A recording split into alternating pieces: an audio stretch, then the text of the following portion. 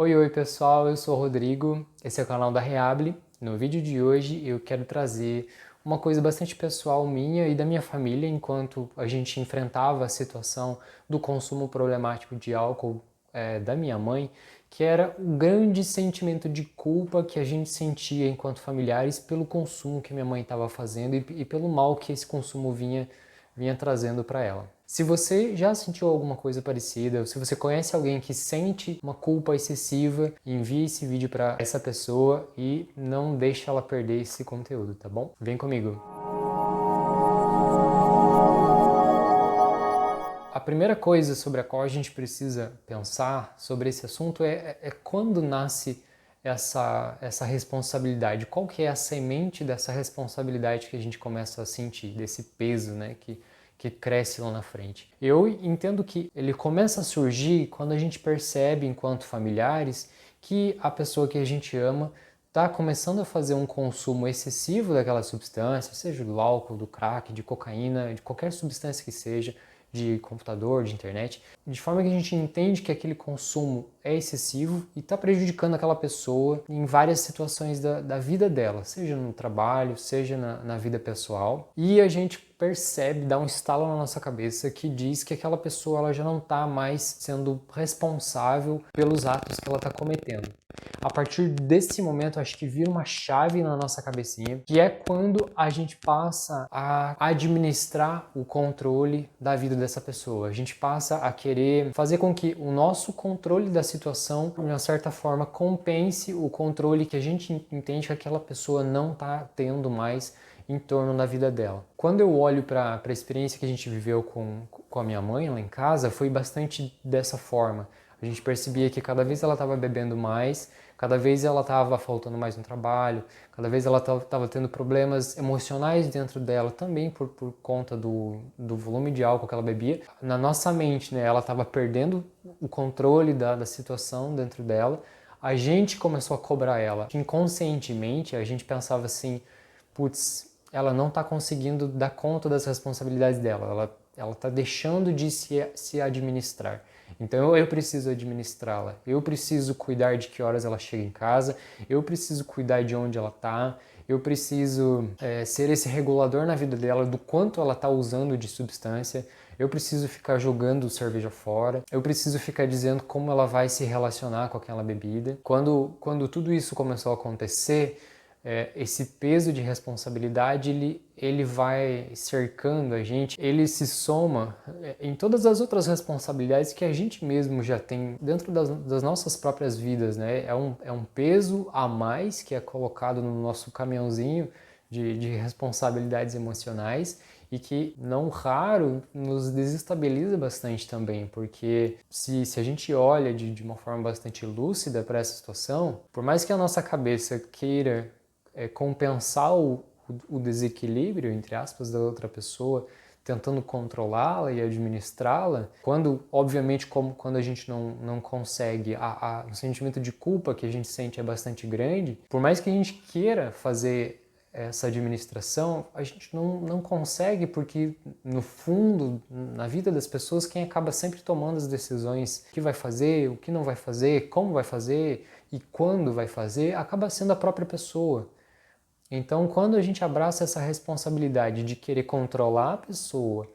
no lugar dela própria, obviamente e fatalmente a gente não vai conseguir, a gente vai fracassar, porque é cada pessoa que se autodetermina. Mas o sentimento de culpa que a gente sente, tipo,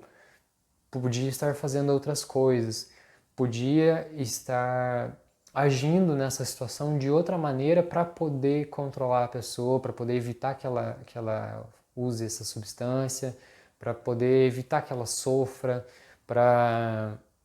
evitar que aquela situação estressante não aconteça, para evitar que ela brigue, para evitar que ela vá para a rua, ou que ela perca o trabalho, ou que ela seja violenta. A gente abraça essas responsabilidades como se a gente fosse capaz de resolvê-las. E na verdade, esse é um peso grande demais para que a gente coloque em cima dos nossos ombros, assim. A gente já falou aqui no canal, já tem vídeo da gente falando sobre isso, de como é a jornada de mudança de comportamentos e atitudes das pessoas. Nós, enquanto seres humanos, nós somos complexos e contraditórios muitas vezes. A gente quer uma coisa, mas muitas vezes faz outra. Então, quando nossos familiares, quando nós queremos administrar a vida e as escolhas do outro, quando isso fracassa, o peso disso é bastante grande. E no caso da mãe lá em casa, era ainda mais pesado isso, porque a mãe acabou falecendo, ela acabou perdendo a vida no final dessa jornada toda de desafios que ela teve. Então, quando a gente está nessa posição, esse sentimento da culpa, ele fica provocando a sua cabeça, assim, ele fica dizendo para você, ele fica trazendo na sua cabeça assim, perguntas como o que você podia ter feito de diferente? E se você tivesse feito aquilo? E se você tivesse tomado aquele outro caminho naquela situação? Todas essas perguntas, por mais que racionalmente a gente entenda que era o fulano que estava assumindo a vida dela, a gente não consegue fazer pelo outro aquilo que o outro não está em momento de viver, de experimentar e de se dedicar àquilo, por mais que a nossa mente entenda isso e a gente saiba, esse nosso saber ele não é muito sólido, ele não acolhe a nossa dor de uma forma muito completa. Então, ainda existe uma pequena culpa lá, tipo esses vários e se eu tivesse feito isso e aquilo, todos esses e se eles ficam contornando a nossa cabeça e machucando a gente, dando a entender que a gente poderia fazer pelo outro, controlar melhor o outro, escolher melhor pelo outro, coisa que a gente nunca consegue fazer. E se você me perguntar assim, Rodrigo, mas como eu posso mudar essa situação? Eu sinto culpa, eu quero deixar de sentir culpa por todas as coisas que aconteceram e que não dependeram só de mim. Como fazer isso? E uma das formas mais responsáveis da gente lidar com essa situação, de forma a alimentar o menos possível essa possibilidade de sentimento de culpa, eu te orientaria, na verdade, a ter uma postura equilibrada, que não seja aquela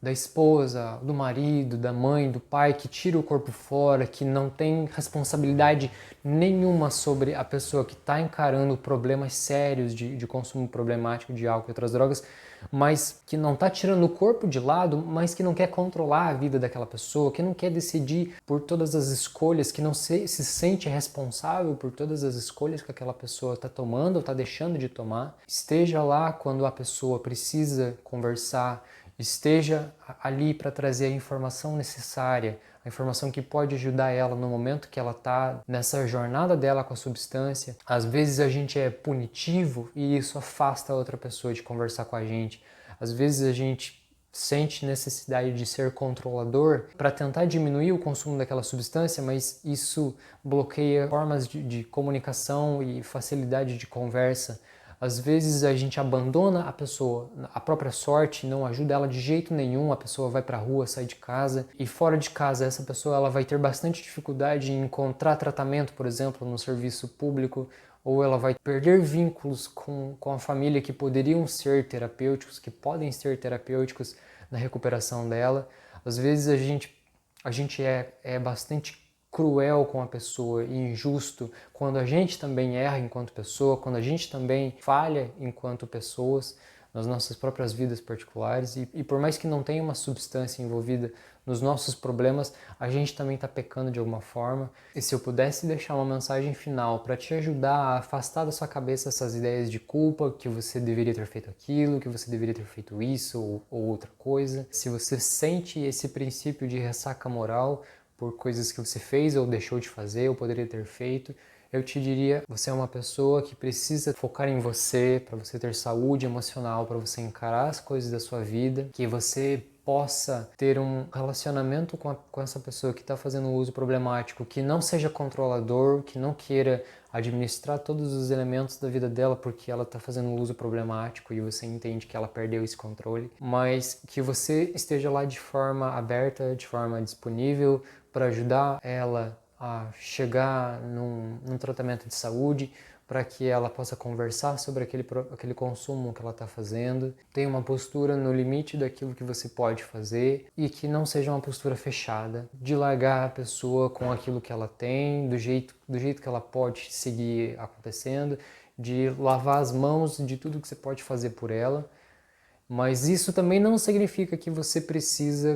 que você deve, inclusive, se colocar emocionalmente à disposição dela, que você tem que sofrer as dores dela, que você tem que pagar pelas coisas que ela precisa pagar, pelas coisas que ela perdeu, pelas coisas que ela vendeu, que você precisa ficar substituindo essas coisas, comprando essas coisas de novo. Não. Estar aberto emocionalmente para ajudar a outra pessoa é totalmente diferente de colocar o nosso emocional a favor da outra pessoa. São coisas completamente diferentes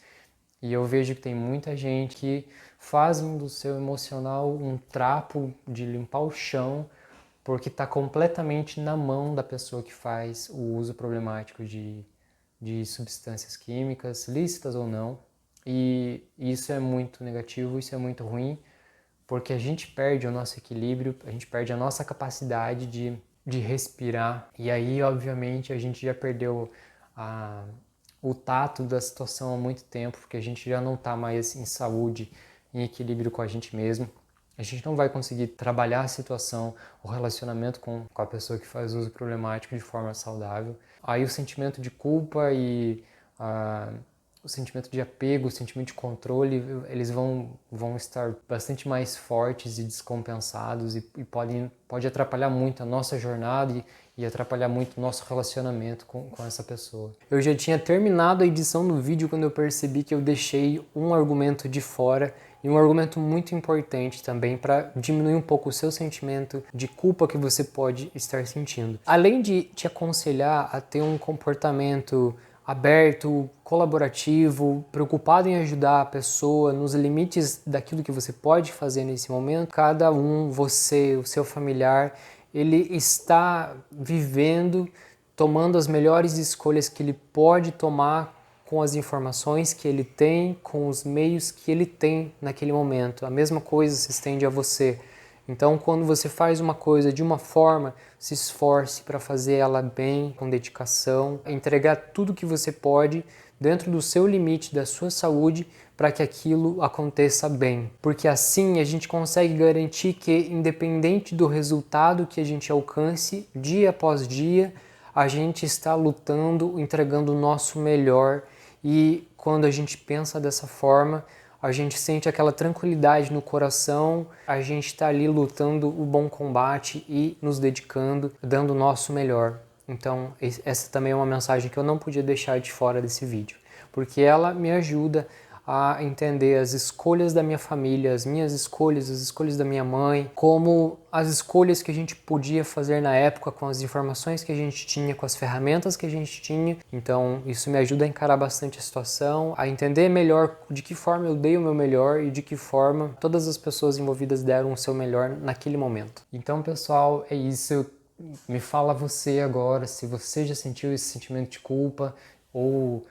mesmo pode ser do jeito que eu senti, pode ser de um jeito diferente. Eu vou gostar de saber como você lidou com essa situação, e também isso pode ajudar outras pessoas a lidar com os seus próprios sentimentos de culpa que eles ainda podem estar sentindo. Então compartilhe as suas experiências e eu espero que você esteja aqui na semana que vem para mais um vídeo. Até mais, até logo. Tchau, tchau.